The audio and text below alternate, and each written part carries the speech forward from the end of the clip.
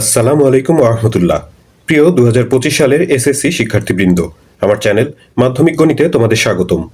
Test পরীক্ষার পরবর্তী সময়ে তোমাদের গণিতের প্রস্তুতির পূর্ণতার জন্য দেশের স্বনামধন্য স্কুলগুলোর টেস্টের গণিত প্রশ্ন নিয়ে আলোচনা করছি। আজকের এই পর্বে চট্টগ্রাম কলেজিয়েট স্কুলের বহু নির্বাচনী অভিক্ষা নিয়ে কথা বলবো। এখানে প্রথম প্রশ্ন দেখতে পাচ্ছ, বলা হয়েছে এ ইজ ইকুয়াল টু ফাঁকা সেট হলে পি অফ এ অর্থাৎ এ সেটের পাওয়ার সেটের উপাদান সংখ্যা কত। তো পাওয়ার সেট নির্ণয়ের একটা সূত্র জানি আমরা, 2n। পাওয়ার সেটের উপাদান কয়টা হয় সেটা নির্ণয় করার সূত্র 2n। তো এখানে এ সেটের উপাদান হচ্ছে এ সেটের উপাদান হচ্ছে ফাঁকা সেট, অর্থাৎ এর কোনো উপাদান নেই, শূন্যটা উপাদান। তো এন এর মান হচ্ছে 0, আর যে কোনো সংখ্যার উপর 0 পাওয়ার দিলে তার মান হয় হচ্ছে 1। তার মানে এ সেটের পাওয়ার সেটের উপাদান সংখ্যা হচ্ছে 1টা। 2 নম্বর প্রশ্নে বলা হয়েছে যে 0.16 এর উপর পৌনঃপুনিক ইন্টু 0.33 এর উপরেও পৌনঃপুনিক আছে, এটার মান নির্ণয় করতে হবে। তো আমরা এই প্রশ্নটা লিখে নিয়েছি। এখন এই যে পৌনঃপুনিক যুক্ত সংখ্যা, এগুলোকে সাধারণ ভগ্নাংশে প্রকাশ করব। প্রথমে নিয়ম হচ্ছে কি, যে দশমিক পৌনঃপুনিক বাদ দিয়ে সম্পূর্ণ যে সংখ্যাটা সেটা লিখতে হবে। সেখান থেকে পৌনঃপুনিকের অঙ্ক বাদ দিয়ে বাকি যে অঙ্কগুলো থাকে সেগুলো মাইনাস করতে হবে। এখানে শুধু পৌনঃপুনিক অঙ্ক 6 বাদ দিলে শুধু 1 থাকে, 1 মাইনাস করতে হলো। নিচে যে কয়টা অঙ্কের উপর পৌনঃপুনিক সে কয়টা 9, দশমিকের পর যে কয়টা অনাবৃত অঙ্ক সে কয়টা 0।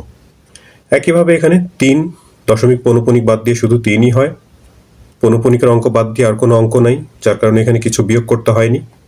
একটা অঙ্কে পৌনঃপুনিক, তাই একটা 9, দশমিকের পর কোনো অনাবৃত্ত অঙ্ক নাই, তার কারণে 0 হয়নি। 16 থেকে 1 বিয়োগ করলে 15, নিচে 90, আর এদিকে 3/9।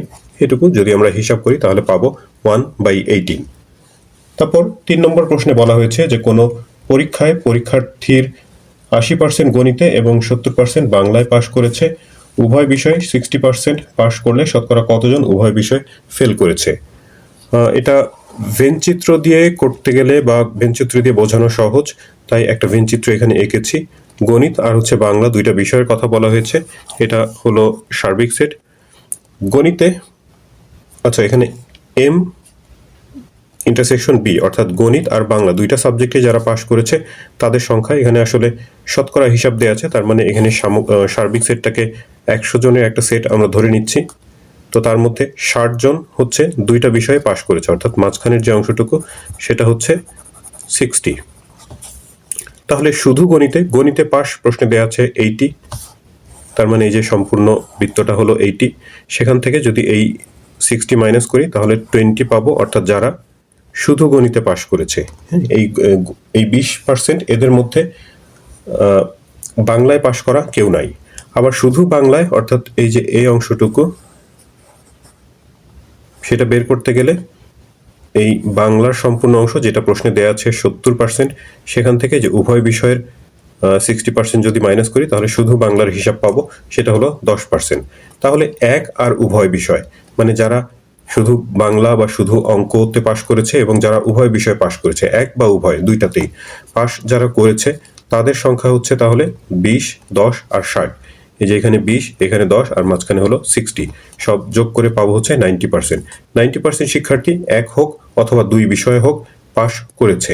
তো তাহলে ফেল করেছে অর্থাৎ বৃত্তের বাইরে যারা অবস্থিত, যেহেতু সার্বিক সেটটাকে আমরা 100 ধরে নিয়েছি শতকরা হিসাব, তো এই সম্পূর্ণ 100 থেকে যারা পাশ করেছে এক বা উভয় বিষয় তাদের শতকরা হিসাব 90, মাইনাস করলে 10% হয়। তো এটাই হচ্ছে ফেল যারা করেছে শতকরা, মানে 10 জন লিখতে পারি অথবা 10% লিখতে পারি। তো অপশনে যেমন আছে সেভাবেই আমাদের মানে বুঝে নিতে হবে। তারপর 4 নম্বর প্রশ্নে আছে যদি x = √3 - √2 হয় তবে x² - 5/2√3 এর মান কত। তো এই যে উদ্দীপকে এই মানটা দেয়া আছে, x এর মান √3 - √2। এখন যেই জিনিসটার মান, যেই অংশের মান আমাদের বের করতে হবে সেখানে x² আছে, যার কারণে এখান থেকে আমরা x² এর মান বের করে নিব। x থেকে x² মান বের করতে গেলে বর্গ করতে হবে, তাহলে ডান পাশেও বর্গ করতে হবে। এটা বর্গ করলে a - b² সূত্র দিয়ে বর্গ করতে হবে, a² - 2ab + b²। √3² করলে 3 হয়, আর √2 এর স্কয়ার করলে 2 হয়। 3 আর 2 যোগ করে 5, আর মাঝখানে এই যে 2 3 আর √2 গুণ করে হচ্ছে √6 হয়, 2√6। এখন প্রশ্ন যেটা মান বের করতে বলেছে যেটার, সেটা হলো এটা। এখানে এক্স স্কোয়ারের মান আমরা যেটা বের করেছি 5 মাইনাস 2√6, সেই মানটা বসিয়ে দিলাম, তারপরে -5 আর নিচে থাকলো 2√3। এই 5 - 5 কেটে এখানে ওপরে 2√6, নিচে হলো 2√3, ওপর নিচ থেকে 2 কেটে দিতে পারি। √6 মানে হচ্ছে √2 আর √3 এর গুণফল, তো √3 ওপর নিচ থেকে কেটে দিলে √2 থাকবে উপরে, সামনে যেহেতু মাইনাস আছে তাহলে -√2। এই হচ্ছে 4 নম্বর প্রশ্নের উত্তর।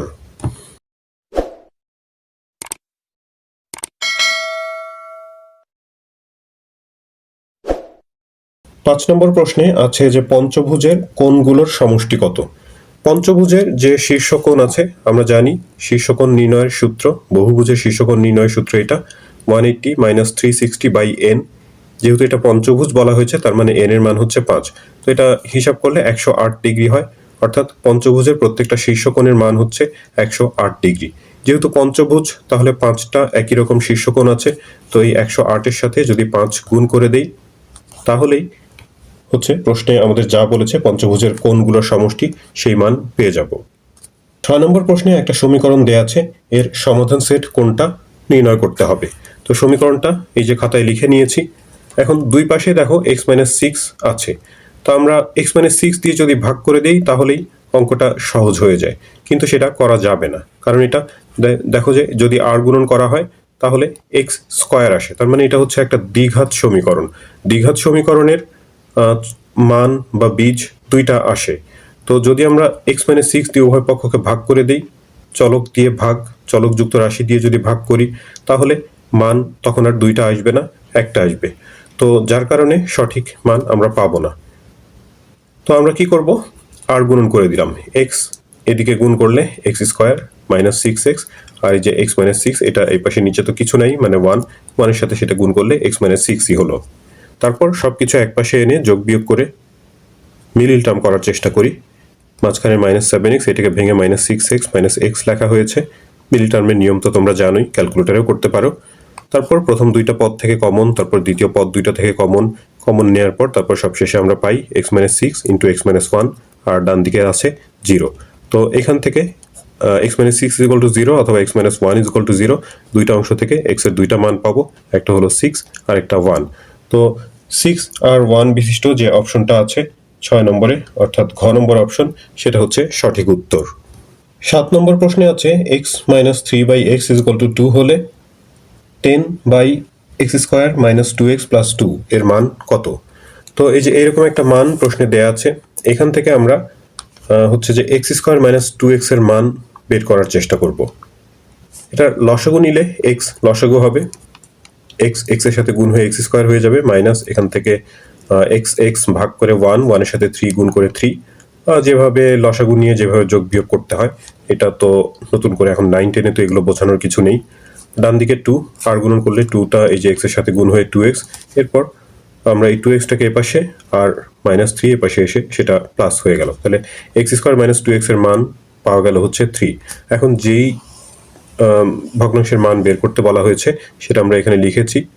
x² - 2x এর মান বের করা হয়েছে কারণ এই যে এখানে x² - 2x আছে, তো সেখানে আমরা এই আমাদের বের করা মান 3, সেই মানটা যদি বসিয়ে দেই 3 তার সাথে +2, 3 আর 2 5, 10কে 5 দিয়ে ভাগ করলে হবে 2। 7 নম্বর প্রশ্নের উত্তর হলো। এরপর 8 নম্বর প্রশ্নে আমরা একটা ধারা দেখতে পাচ্ছি, log2 + log16 + log512 এরকম প্লাস ...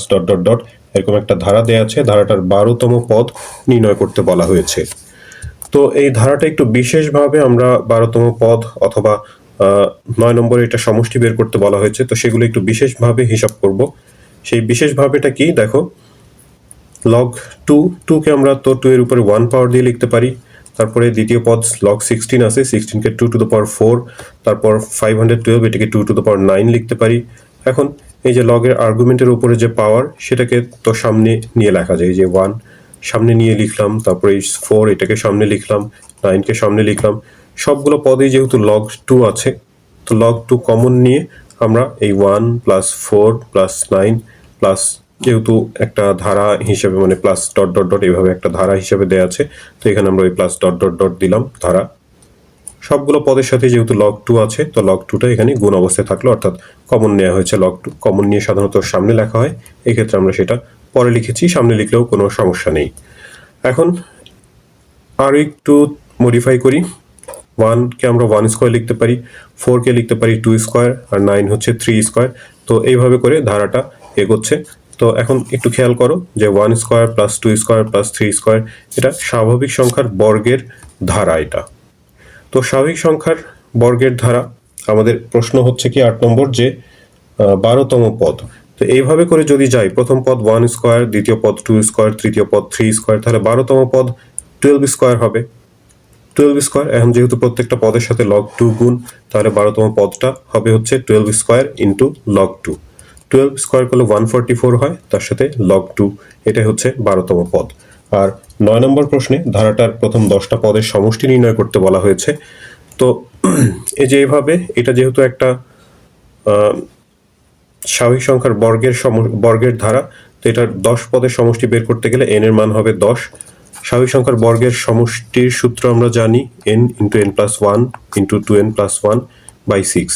এটা হচ্ছে যে ব্র্যাকেটের মধ্যে যে ধারাটা আছে আমরা তৈরি করেছি, সেই ধারার 10 পদের সমষ্টি। এখন যেহেতু এই প্রদত্ত ধারার 10 পদের সমষ্টি বের করতে হবে, তো এখন এই যে এই অংশের সাথে লগ টু গুণ অবস্থায় আছে, তো আমরা সূত্রের সাহায্যে যে সমষ্টি বের করব তার সাথে ওই লগ টু গুণ লিখতে হবে, গুণ দিতে হবে। তো n এর মান হচ্ছে 10, 10 মান বসানোর পর এটা যদি হিসাব করি 385 হবে, তার সাথে লগ টু দিয়ে দিলেই ধারাটার 10 পদের সমষ্টি পাওয়া যায়।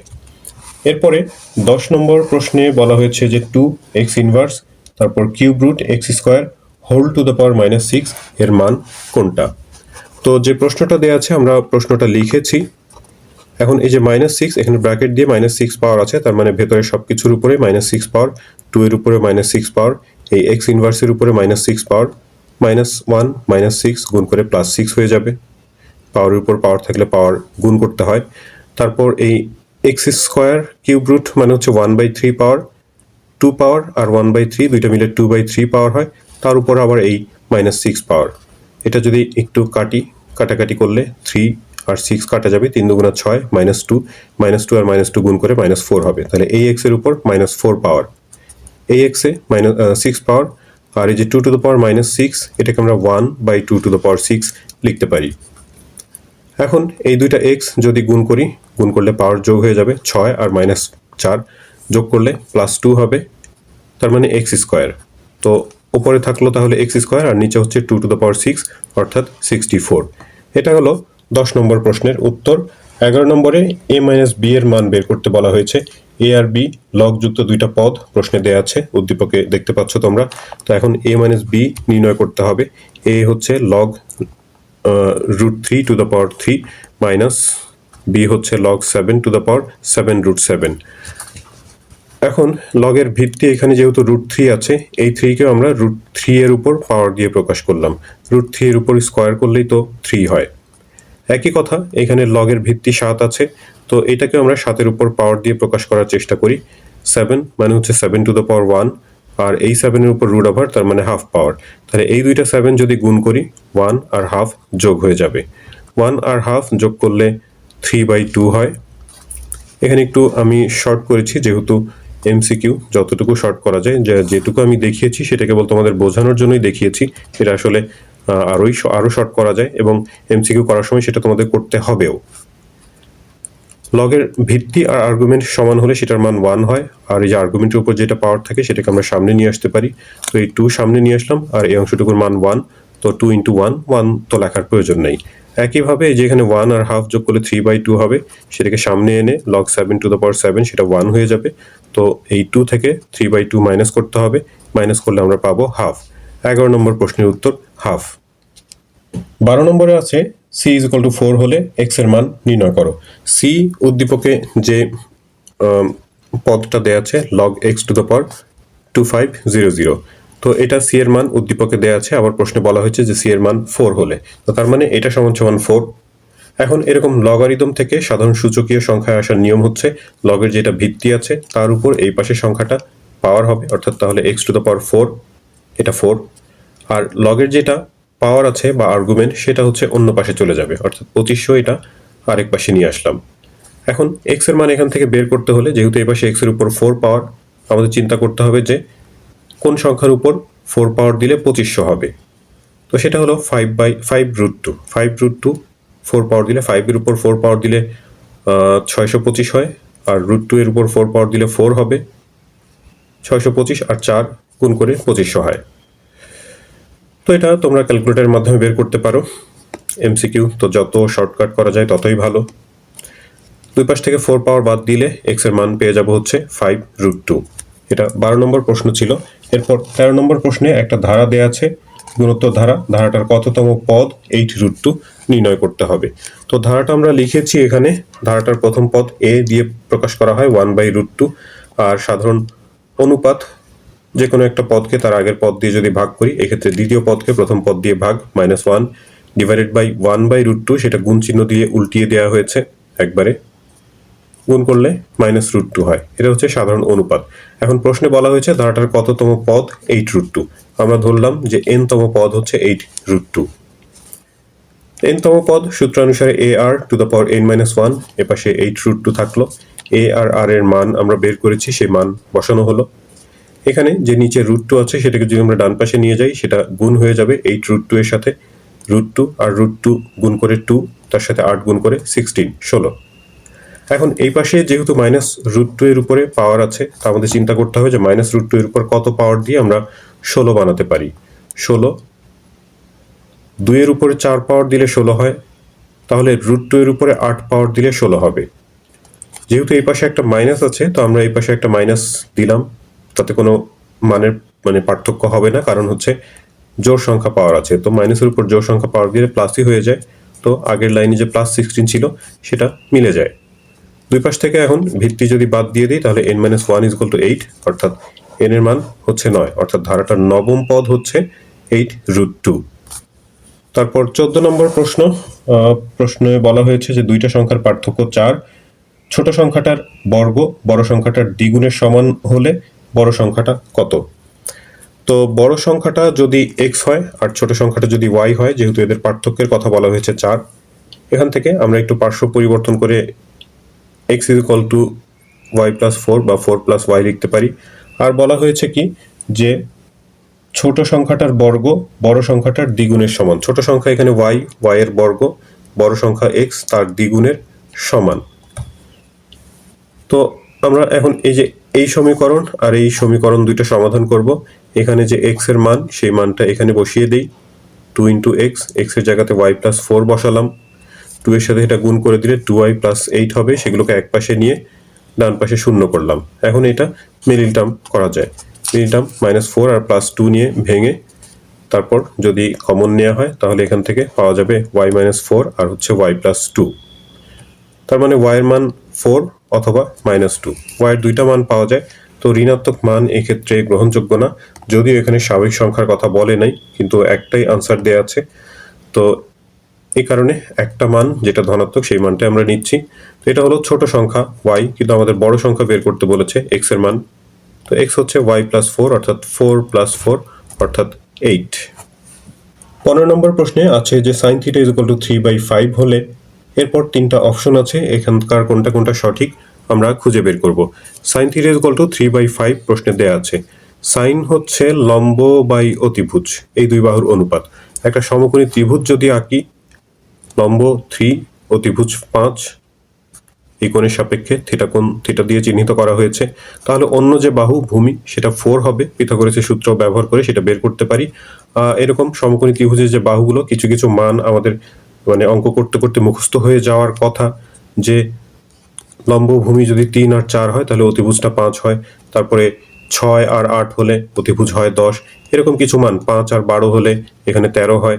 এরকম কিছু মান আমাদের অঙ্ক করতে করতেই মুখস্থ হয়ে যাওয়ার কথা, এবং সেই মুখস্থ তথ্যগুলো আমরা এমসিকিউ করার জন্য ব্যবহার করতে পারি। এখন 1 নম্বর অপশনে cos θ এর কথা বলা হয়েছে। cos θ মানে হচ্ছে ভূমি বাই অতিভুজ 4/5 হওয়ার কথা। তো সেটা 1 নম্বর অপশন ঠিক আছে। তারপর 2 নম্বর অপশনে আছে cosec θ - sec θ।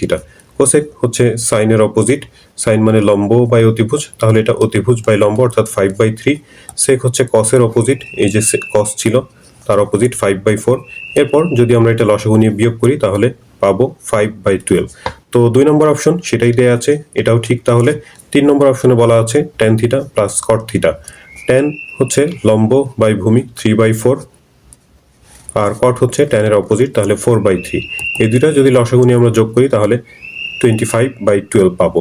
তো এটা 3 নম্বর অপশন, সেটাও ঠিক আছে। তার মানে 15 নম্বরের 1, 2, 3 তিনটা অপশনই সঠিক। 16 থেকে 18 নম্বর প্রশ্নের জন্য উদ্দীপকে 10 জন শ্রমিকের দৈনিক মজুরি দেয়া আছে। 16 নম্বরে বলা হয়েছে উপাত্তের পরিসর কত। তো পরিসর বা রেঞ্জ, পরিসর নির্ণয় সূত্র আমি এখানে একটু সংক্ষেপে লিখেছি। সর্বোচ্চ মান থেকে সর্বনিম্ন মান বিয়োগ করে তার সাথে 1 যোগ করতে হয়। এখানে যে তথ্য দেয়া আছে সেখানে হচ্ছে সর্বোচ্চ সংখ্যা আছে 200 আর সর্বনিম্ন মান আছে 130, বিয়োগ করলে হবে 70, তার সাথে 1 যোগ করলে 71। এ হচ্ছে পরিসর। 17 নম্বর প্রশ্নে শ্রেণী ব্যবধান 10 ধরে শ্রেণীর সংখ্যা নির্ণয় করতে বলা হয়েছে। আমরা ইতিমধ্যে পরিসর বের করেছি, পরিসরকে শ্রেণী ব্যবধান দিয়ে ভাগ করলে শ্রেণী সংখ্যা পাওয়া যায়। তো শ্রেণী ব্যবধান 10 প্রশ্নে বলা হয়েছে 71কে 10 দিয়ে ভাগ করলে 7.1 হয়, কিন্তু শ্রেণীর সংখ্যা এরকম ভগ্নাংশ হতে পারে না। তো এরকম ভগ্নাংশ আসলে আমাদের পরবর্তী পূর্ণ সংখ্যাটা নিতে হয়, এই ক্ষেত্রে সেটা হলো 8। তার মানে 17 নম্বর আনসার হচ্ছে 8। 18 নম্বর প্রশ্নে উপাত্তের গড় নির্ণয় করতে বলা হয়েছে। খুবই সহজ, গড় নির্ণয় করতে গেলে সবগুলো উপাত্ত যোগ করতে হবে, যোগ করে উপাত্তের যে সংখ্যা বা 10টা উপাত্ত আছে প্রশ্নে সেটা বলাও আছে, 10 দিয়ে ভাগ করে দিলেই আমরা গড় পাবো। এই ক্ষেত্রে সেটা হচ্ছে 164.5। 19 নম্বর প্রশ্নে বলা হয়েছে যে একটা বৃত্তের ব্যাসার্ধ 8 সেন্টিমিটার এবং একটি বৃত্তচাপ কেন্দ্রে 56 ডিগ্রি কোণ উৎপন্ন করে। আর হচ্ছে এখানে 3টা অপশন দেয়া আছে, এখানকার কোনটা কোনটা সঠিক আমরা সেটা হিসাব করে দেখব। তো প্রথম অপশনে বৃত্তচাপের দৈর্ঘ্যের কথা বলা হয়েছে। বৃত্তচাপের দৈর্ঘ্য সূত্র জানি আমরা পাই আর থিটা বাই 180। এখানে পাই আর থিটা সব মান বসিয়ে 180 দিয়ে যদি ভাগ করি তাহলে 7.82 হয়, যেটা আমাদের অপশনে সাথে মিলে যায়, অর্থাৎ 1 নম্বর অপশনটা সঠিক। 2 নম্বর অপশনে বৃত্তাংশের ক্ষেত্রফলের কথা বলা হয়েছে। বৃত্তাংশ বা বৃত্তকলার ক্ষেত্রফলের সূত্র জানি পাই আর স্কোয়ার ইন্টু থিটা বাই 360। এই ক্ষেত্রেও মান বসিয়ে যদি হিসাব করি তাহলে পাবো 31.28, কিন্তু অপশনে আছে হলো 62.55। তো এটা মিলছে না, 2 নম্বর অপশনটা তাহলে ভুল। পরিধির কথা বলা হয়েছে 3 নম্বর অপশনে। পরিধির সূত্র জানি বৃত্তের 2 পাই আর মান বসিয়ে যদি হিসাব করা হয় 50.27 হয়, তাহলে এই অপশনটা মিলে যাচ্ছে, অর্থাৎ 19 নম্বরের 1 আর 3 নম্বর অপশন এই দুইটা সঠিক। 20 নম্বর প্রশ্নে আছে যে একটা ঘনকের আয়তন 24√3 ঘন সেন্টিমিটার হলে এর কর্ণের দৈর্ঘ্য কত। তো একটা ঘনকের যদি এক বাহুর দৈর্ঘ্য a হয় তাহলে তার আয়তন হয় হচ্ছে a কিউব। a কিউবের মান প্রশ্নে দেওয়া আছে 24√3। 24কে আমরা 2 কিউব ইন্টু 3 লিখতে পারি, 2 এর উপরে কিউব দিলে 8, 3 8 24, আর √3 আছে এখানে। 3 মানে হচ্ছে 2টা √3, তার পাশে আরও একটা √3, তার মানে মোট এখানে 3টা √3। তাহলে আমরা 2√3 হোল কিউব লিখতে পারি। তার মানে a মানে হলো 2√3। এক বাহু বা এক ধারের দৈর্ঘ্য হচ্ছে 2√3। আমাদের কর্ণের দৈর্ঘ্য বের করতে বলা হয়েছে। ঘনকের কর্ণের দৈর্ঘ্য আমরা সূত্র জানি a√3। এর মান আমরা বের করেছি 2√3, তার সাথে এই √3 গুণ করলে √3 গুণ করে 3, তার সাথে 2 গুণ করে 6 সেন্টিমিটার। 20 নম্বর প্রশ্ন হলো 21 নম্বর বলা হয়েছে একটা রম্বসের একটা কর্ণ 10 সেন্টিমিটার এবং ক্ষেত্রফল 120 বর্গ সেন্টিমিটার হলে অপর কর্ণের দৈর্ঘ্য কত। রম্বসের ক্ষেত্রফলের সূত্র আমরা জানি half into d1 into d2। d1 আর d2 হচ্ছে দুইটা কর্ণ। ক্ষেত্রফল 120 দেয়া আছে, একটা কর্ণ সেটার মান দেয়া আছে 10, অন্য কর্ণ d2 সেটার মান বের করতে হবে। এখানে হাফ আর 10 কাটাকাটি করলে হবে 5, সেটা ডান পাশে গিয়ে 120-এর সাথে ভাগ হয়ে যাবে। ভাগ করে d2 এর মান অর্থাৎ অপর কর্ণের দৈর্ঘ্য পাবো হচ্ছে 24 সেন্টিমিটার। তারপরে 22 নম্বর প্রশ্নে 261টি আম 3 ভাইয়ের মধ্যে 1/3:1/5:1/9 অনুপাতে ভাগ করে দিলে দ্বিতীয় ভাই কয়টা আম পাবে সেটা নির্ণয় করতে বলা হয়েছে। তো যে অনুপাতটা এখানে দেয়া আছে সেই অনুপাতটাকে আমরা প্রথমে পূর্ণ সংখ্যার অনুপাতে প্রকাশ করব।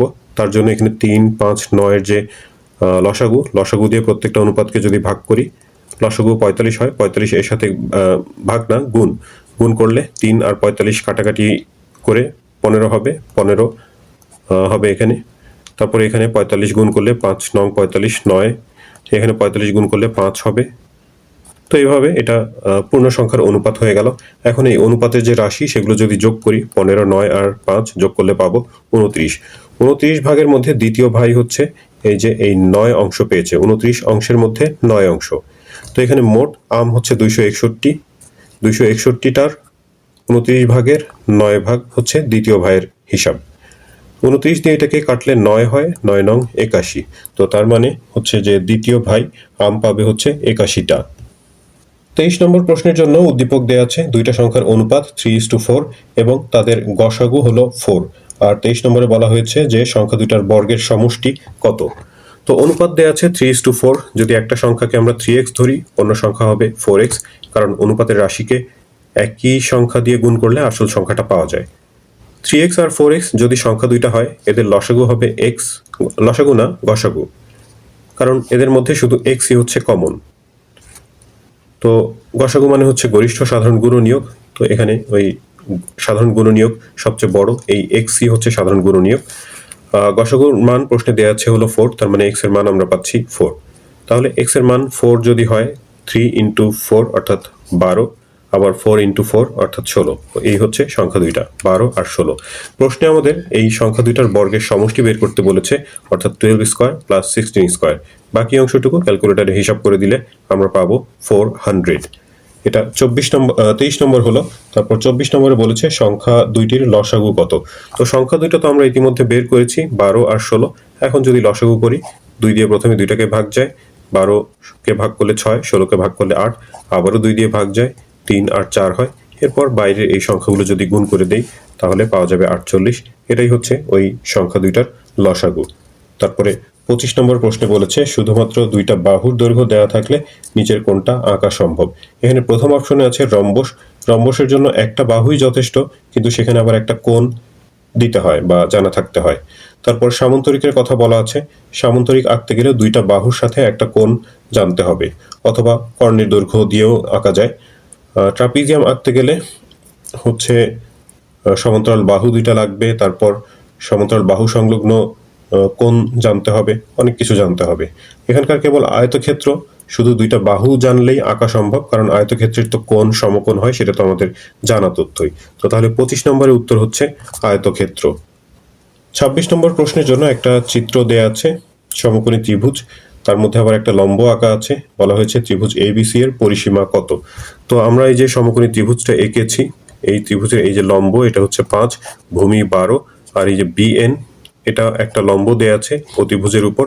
এখন 26 নম্বর প্রশ্নে এবিসি ত্রিভুজের পরিসীমার কথা বলা হয়েছে। তো এবিসি ত্রিভুজ, এটার লম্ব আর ভূমি দেয়া আছে। অতিভুজটা আমরা পিথাগোরাসের সূত্র ব্যবহার করে বের করতে পারি। যারা নিয়মিত অঙ্ক করো তারা নিশ্চয়ই জানো যে 5 আর 12 যদি সমকোণী ত্রিভুজের লম্ব আর ভূমি হয়, তাহলে অতিভুজ হয় 13। আর জানা না থাকলে এটা পিথাগোরাসের সূত্র ব্যবহার করে বের করবে, 13 হবে। তো তাহলে 3 বাহু যোগ করে দিলে আমরা এবিসি ত্রিভুজের পরিসীমা পাবো 13, 12 আর 5 যোগ করে 30 সেন্টিমিটার। 27 নম্বর প্রশ্নে বিএন এর দৈর্ঘ্য নির্ণয় করতে বলা হয়েছে। এই যে বিএন, এই বিএন ব্যবহার করে আমরা ত্রিভুজের এই এবিসি ত্রিভুজের ক্ষেত্রফল যদি হিসাব করতে চাই, বিএন, এসিটাকে যদি ভূমি ধরি, তাহলে বিএন হচ্ছে উচ্চতা, তাহলে হাফ ইন্টু উচ্চতা বিএন আর ভূমি হচ্ছে এসি, মানে 13 ত্রিভুজের ক্ষেত্রফল, এবিসি ত্রিভুজের ক্ষেত্রফল। আবার লম্ব আর ভূমি হাফ ইন্টু 5 ইন্টু 12, এটাও ওই এবিসি ত্রিভুজের ক্ষেত্রফল। তো দুইটা সমান, দুই পাশ থেকে হাফ বাদ দিয়ে দাও, এই 13টা ডান পাশে গিয়ে ভাগ হয়ে যাবে, 5 ইন্টু 12 ডিভাইডেড বাই 13, হিসাব করলে পাবো 4.62। এই হচ্ছে বিএন এর মান। তারপরে 28 নম্বর প্রশ্নে একটা মিনারের উচ্চতা 60√3 মিটার এবং এর ছায়ার দৈর্ঘ্য 60 মিটার বলা হয়েছে, অবনতি কোণ কত। তো আমরা প্রথমে উন্নতি কোণের কথা হিসাব করি, কারণ উন্নতি কোণ আর অবনতি কোণ সমানই হয়। তো বলা হয়েছে একটা মিনারের উচ্চতা হচ্ছে 60√3 আর ছায়ার দৈর্ঘ্য হলো 60। এটা উন্নতি কোণ, থিটা দিয়ে প্রকাশ করলাম। এই কোণের সাপেক্ষে লম্ব আর ভূমি, তো লম্ব বাই ভূমি হচ্ছে tan এর অনুপাত, tan theta is equal to 60√3 by 60। 60 কেটে দিলে √3 হয়, √3 হচ্ছে tan 60 ডিগ্রির মান। দুই পাশ থেকে tan বাদ দিয়ে দিলে থিটার মান পাবো হচ্ছে 60 ডিগ্রি। তো এটা উন্নতি কোণ, যেহেতু উন্নতি কোণ অবনতি কোণ একই হয়, সমানই হয়, তার মানে এখানে অবনতি কোণের মান জানতে চাওয়া হয়েছে, সেটা 60 ডিগ্রি হবে। 29 নম্বরে দুইটা সমীকরণ দেয়া আছে, সমীকরণ জোটের ক্ষেত্রে কোনটা সঠিক জিজ্ঞেস করা হয়েছে। তো এরকম প্রশ্নে সমীকরণ এর আমাদের হচ্ছে যে এক্স এর অনুপাত ওয়াই এর অনুপাত বের করতে হয়, এক্স এর সহগের অনুপাত। এখানে এক্স এর সহগ হচ্ছে 6, এখানে 12, 6/12 সহগের অনুপাত, তারপরে -8 বাই -16, এগুলো কেটে অবশ্য ছোট করা যায়, 1/2 হয়, এটা 1/2 হয়, তাহলে এই দুইটা সমান। যখন এক্স এর সহগের অনুপাত ওয়াই এর সহগের অনুপাত সমান হয় তখন আমাদের ধ্রুব পদের অনুপাতও হিসাব করতে হয়। তো 10/18 অর্থাৎ কেটে 5/9 লিখতে পারি। তো দেখা যাচ্ছে এগুলোর সাথে সেটা সমান না। এইরকম ক্ষেত্রে সমীকরণ জোট হচ্ছে অসামঞ্জস হয় এবং অনির্ভরশীল হয়, এদের কোনো সমাধান থাকে না। তো অপশনে সেই কথা লেখা নেই, অসামঞ্জস আর অনির্ভরশীল। ঘ নম্বর অপশনে যেটা আছে সেটাই সঠিক। 30 নম্বর প্রশ্নে একটা সংখ্যা দেয়া আছে, বলা হয়েছে এর লগারিদমের পূর্ণক কত। তো পূর্ণক আমরা ক্যালকুলেটরের সাহায্য না নিয়েই হিসাব করতে পারি। দশমিকের আগে যদি কোনো সংখ্যা না থাকে সেই ক্ষেত্রে আমাদের দেখতে হয় যে দশমিকের পরে কয়টা শূন্য আছে সার্থক অঙ্কের আগে।